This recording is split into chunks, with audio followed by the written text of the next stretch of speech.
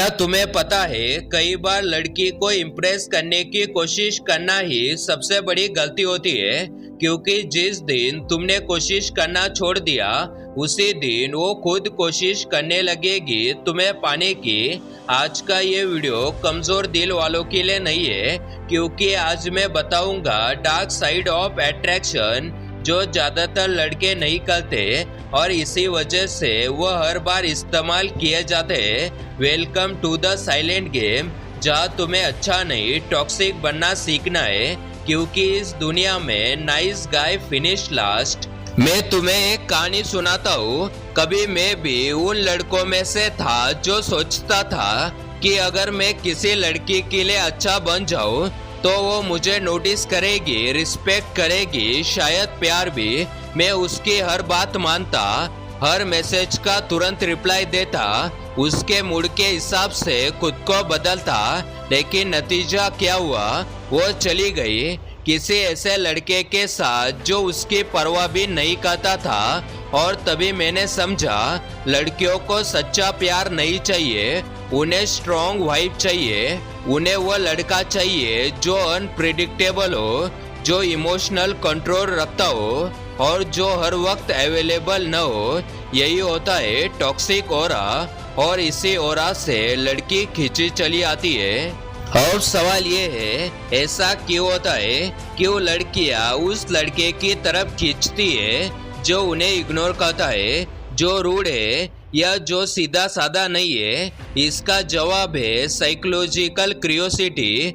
जब कोई इंसान तुम्हारे लिए प्रिडिक्टेबल बन जाता है तो दिमाग उसे बोरिंग समझने लगता है, लेकिन जब कोई इंसान कंफ्यूजिंग होता है, कभी हंसता है, कभी डिस्टेंस बना लेता है, तो दिमाग में एक सवाल घूमता रहता है, यह आखिर सोच क्या रहा है? और यही सवाल अट्रैक्शन का फ्यूल बन जाता है।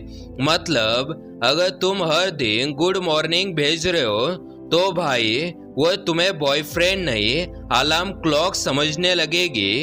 अब एक और बात समझो, लड़कियां हमेशा इमोशनली पावरफुल लोगों की तरफ खींचती है, क्योंकि ऐसा इंसान उन्हें सेफ और चैलेंजिंग दोनों महसूस कराता है। जब तुम हर वक्त उसके आसपास रहोगे तो वह तुम्हारी वैल्यू नॉर्मलाइज कर देगी, लेकिन जब तुम डिस्टेंस रखोगे, कभी कभी गायब रहोगे, तो वही डिस्टेंस उसके दिमाग में मिस्ट्री क्रिएट करेगा।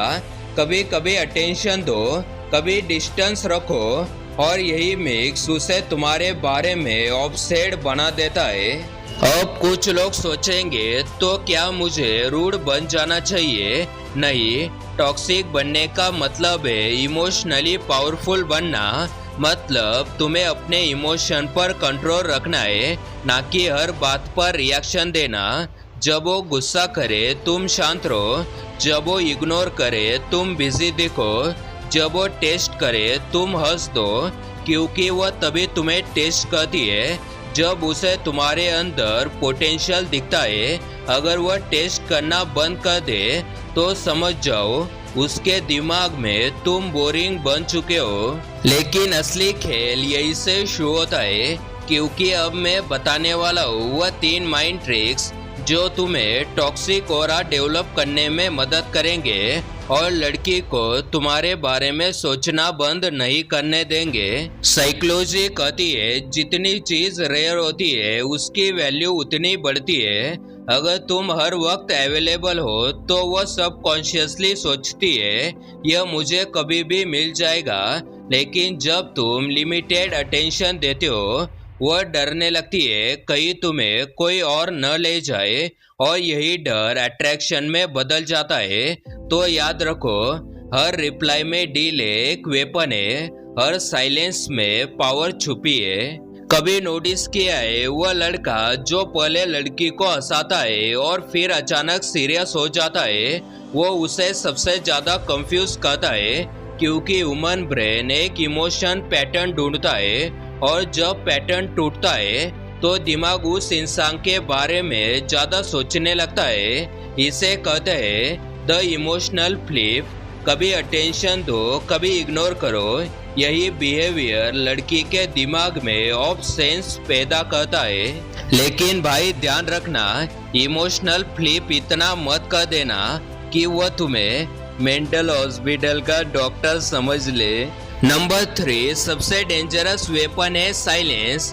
कभी वो एटीट्यूड दिखाए, कभी तुम पर डाउट करे तो एक्सप्लेन मत करो, बस डिस्टेंस रखो।